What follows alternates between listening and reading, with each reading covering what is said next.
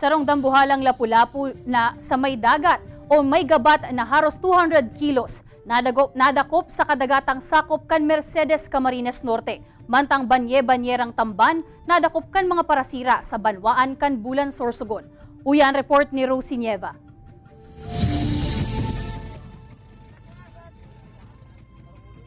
Sarong giant grouper o Lapu-Lapu ang nadakop kan mga parasira sa banwaan kan Mercedes Camarines Norte. Inabot ini nin labi 200 kilos ang gabat asin labi sarong dupa ang laba. Sigun sa mga paratyenda sa Fishport, ininaan pinakadakulang sira na pigdarasan na sambitan ng lugar. Nabakal ang nasambitan ng sira nin 27,000 pesos na nakatalaan subuot na darahon sa Malabon kan buyer. Maaba pa sa akin! Sa banwaan in Bulan Sorsogon, mahihiling sa video na ini ang mga parasira na pigaapon ang mga tamban sa dagat.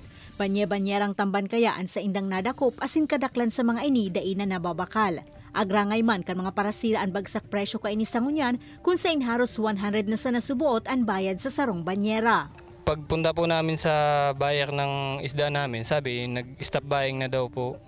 Kaya medyo nawala na kami ng pag-asa dun sa mga natira naming isda. Sigun sa Philippine Fisheries Development Authority, Lunes pa talaga ka nag-stop buying na ang mga canning factories huli sa Semana Santa.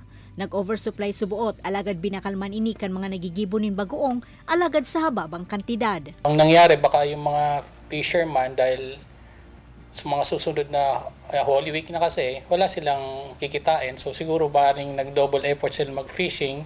So talagang dumagsa yung isda. Bako man siyang stop buying, may schedule talaga itong mga processor na ining holiday season, igwan yung mga company na Thursday, masara na. Na-inform na sindan, igwan yung araw ka itong klaseng sitwasyon na siyempre ma-reduce ang requirement.